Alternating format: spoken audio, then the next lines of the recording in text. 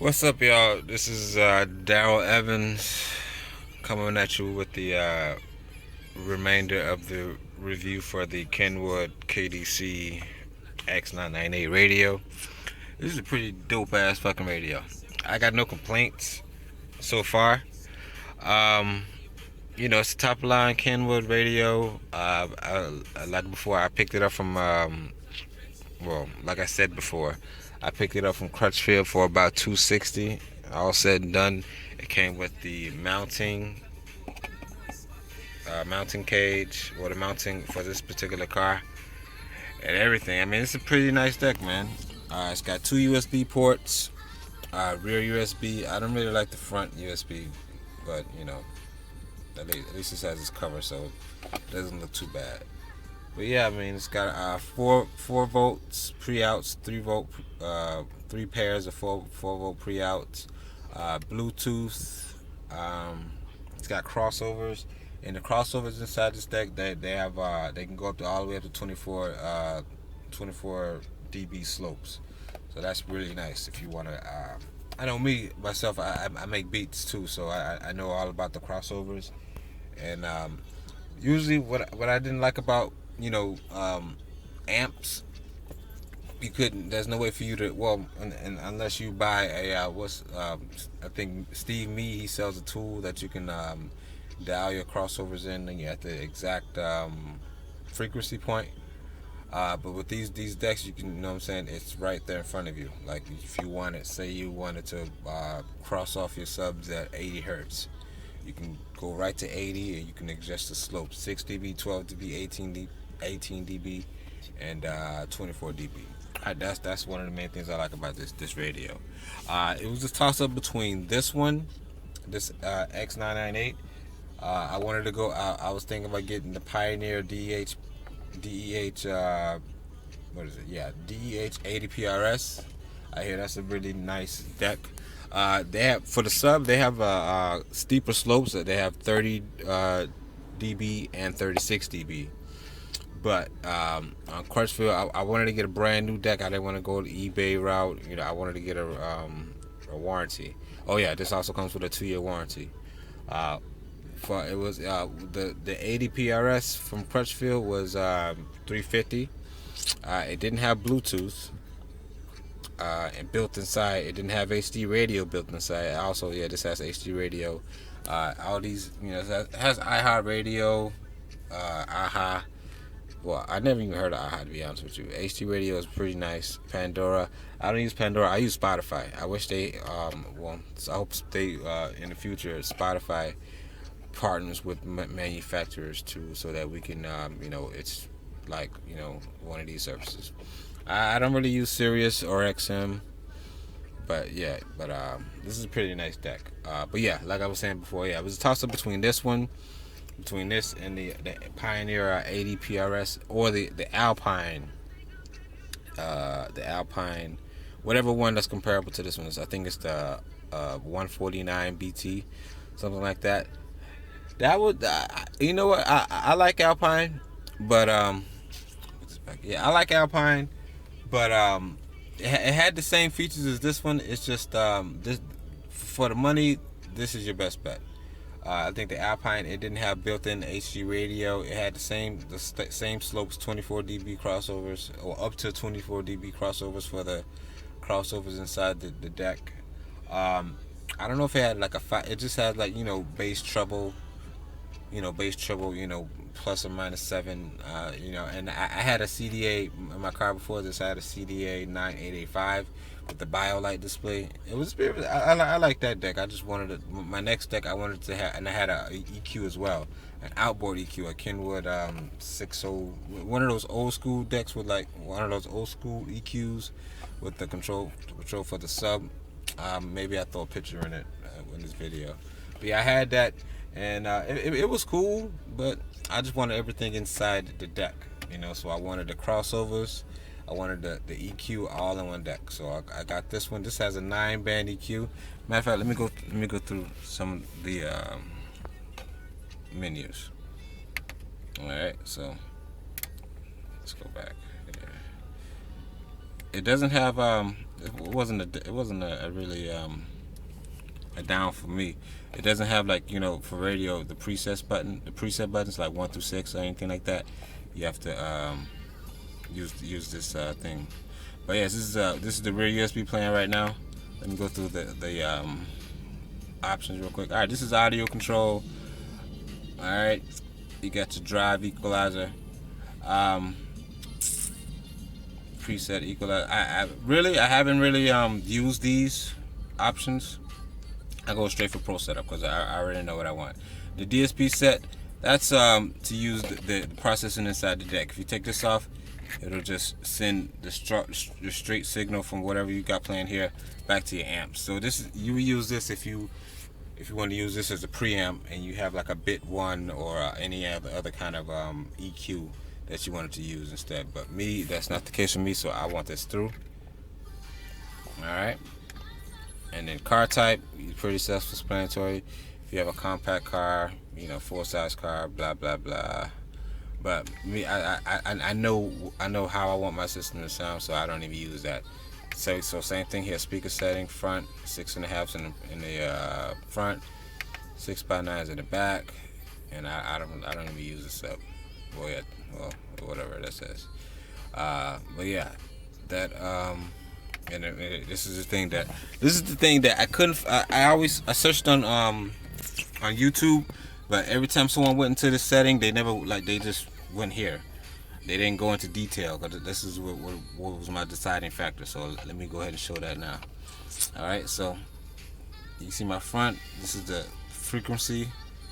All right, and slopes. You go to 6, 12, 18, and 12.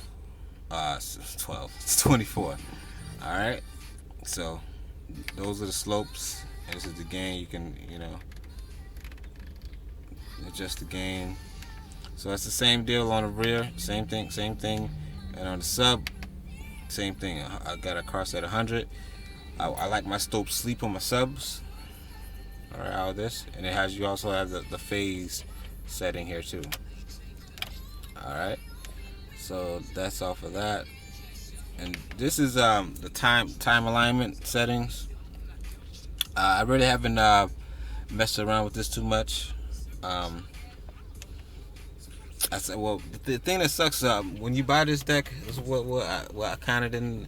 This is, well, I guess you could say this is great. When you buy this deck, it only comes with a quick start manual, so it doesn't come with the full book that goes over every feature this deck does. You gotta download a PDF, and I don't know. I think it's easier if you have the book right in front of you versus, you know, looking at a PDF on your phone or whatnot. But I don't know about you, but when I'm on my phone, I get notifications and all this stuff, and, you know, it's easy for me to, you know, lose track of what I'm doing. So I'd rather have the book so I can go through everything and boom, figure it out if I want to use it or not.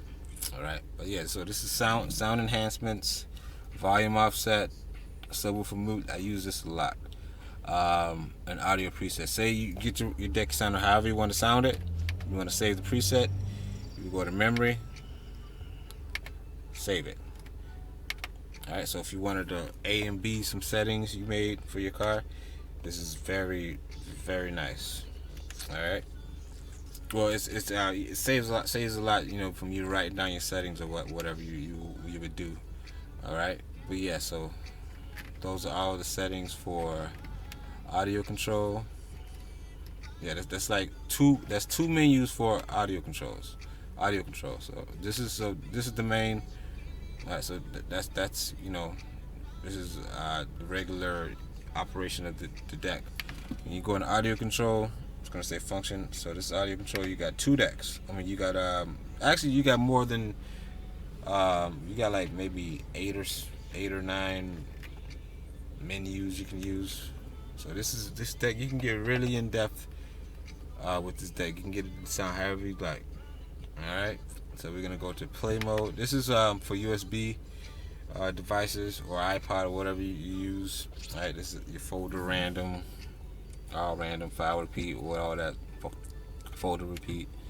All right, that's nice. And the display, yeah, this radio has a whole bunch of different colors that you can use, so you can get it to match your your dash, or you can just have it cycle throughout the have it cycle throughout the colors. That's pretty nice too. What I do, I set the actual display. You can have these change colors and this stay one color. So that's how I have mine set up. All right, so you go in, that take care of all that. Display and illumination, you know, that's if you wanna, you know, that's pretty self-explanatory. All right, all this, you know, this same thing here. You can have it go like that. That makes sense. That, you know, pretty self-explanatory. Text scroll. You know, I don't gotta go through all that. But yeah, the main thing, yeah, all this other stuff that I'm showing you is, you know, pretty self-explanatory. I think drive change is when you get on the highway, it uses the microphone up here to detect the wind noise and turns the radio up to compensate or whatnot. I'm not too sure, but I need to go over or I'm gonna do maybe I print out the manual and go through every feature and then maybe do another video, a part 2 to this video. All right, but this is just a quick video to let you know why I decided to go with this deck. This is a pretty solid deck, man. I had an older Kenwood back in the day, maybe 10 years ago. It was a nice deck. The only thing I didn't like is I had subs in my car, so whenever the bass would hit on some CDs, it would skip. So that's why I decided to get rid of that older deck. But now with USB devices, that takes it out. So Kenwood's a very good brand. I've seen some videos of these decks freezing up on people. That's never happened to me. I think that has something to do with you know, putting your faceplate on correctly. And you know, I think the reason why it locks up is because, you know, obviously these contacts, these contacts here don't always seat, or maybe it's dirty or it's wet or whatever the case may be. But so far I've had this deck for maybe I got it for my birthday. Well, it was a birthday gift, so I've had it for maybe 2 weeks or a week, something like that. So far, no problems. So I recommend it. Let's see, let me go through the sources here. You got your front USB. This is a standby. No, that's HD radio. Sorry, HD radio. Standby. There it is, connecting to my phone, the Bluetooth. Oh yeah, it does it automatically. I have iPhones, but I have iPhones, but the device I'm using right now is the HTC One M8. No problems at all pairing the Bluetooth. I mean, when you turn the deck off, it disconnects, but it reconnects. You just saw it do that right now. But yeah, it works great with Android devices. All right, this is your auxiliary input. I don't remember if I saw. I don't know. Well, yeah, it has to be a pigtail or something, but I don't use the auxiliary input, especially with Bluetooth devices.